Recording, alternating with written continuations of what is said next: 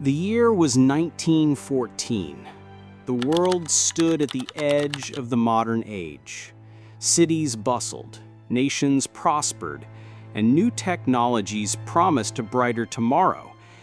But beneath this progress lay rivalries, mistrust, and pride. And then, one gunshot in Sarajevo lit the fuse. What followed was 4 years of unimaginable destruction. They called it the Great War. They believed it would be the last. They were wrong.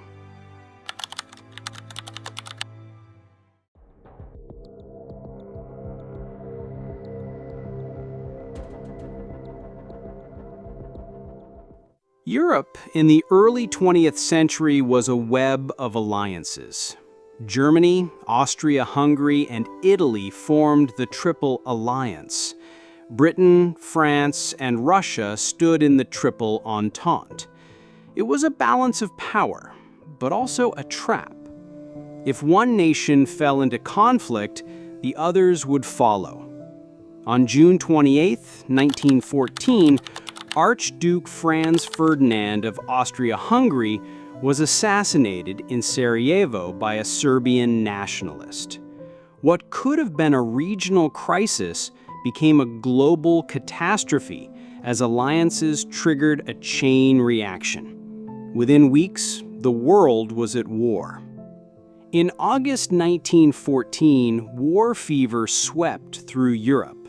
Young men rushed to enlist, believing they'd be home by Christmas. They imagined glory, honor, and adventure. None foresaw the nightmare ahead. The Schlieffen Plan drove Germany into Belgium, dragging Britain into the fight. The speed of modern weapons turned battlefields into slaughterhouses. The front lines froze, and the trench war began. The Western Front stretched 400 miles from the North Sea to the Swiss border. Here, men lived and died in narrow ditches carved into mud. Days blurred together under constant threat of artillery, sniper fire, and disease. In 1915, poison gas made its first appearance. Chlorine, then mustard gas. Men clawed at their throats, their lungs burning, eyes blinded. Death came not only from bullets, but from the very air they breathed. Trench life was a war of survival. Mud caked everything. Rats thrived on the dead, and frostbite claimed limbs. Soldiers spoke of the 1,000-yard stare, the look of a man who had seen too much. Though fought largely in Europe, this was truly a world war. Troops came from across the globe: India, Australia, New Zealand, Canada, Africa, the Caribbean, and beyond. They fought in foreign lands, in battles that were not their own. On the home front, women stepped into factories, farms, and offices, keeping nations running while men were at the front. For many, this was the first taste of independence, but it came at the cost of endless worry for loved ones. In 1916, two names would become etched in history: Verdun and the Somme. Verdun lasted 10 months, over 300,000 dead. The Somme saw over 1 million casualties in just 140 days. Machine guns, heavy artillery, and barbed wire turned advances into massacres. Men charged forward, only to be cut down in seconds. For miles gained, the price was measured in thousands of lives.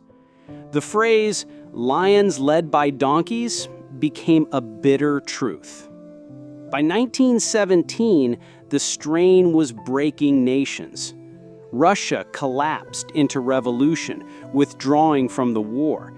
In April, the United States entered, bringing fresh troops and resources to the Allies.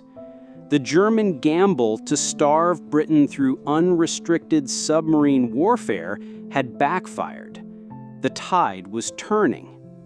By late 1918, Germany's lines were crumbling. On November 11th, at the 11th hour, the guns fell silent. Soldiers emerged from trenches in disbelief. The war was over. But victory was hollow. Millions were dead.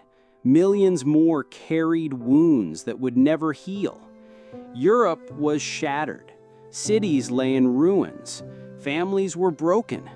The Treaty of Versailles punished Germany heavily, planting the seeds for another, even deadlier war just 2 decades later. They called it the War to End All Wars. It was not. World War I was more than a clash of empires. It was a human tragedy. It taught the world new ways to kill, but also showed the unbreakable will to endure. As we remember the fallen, let us hope their suffering was not in vain.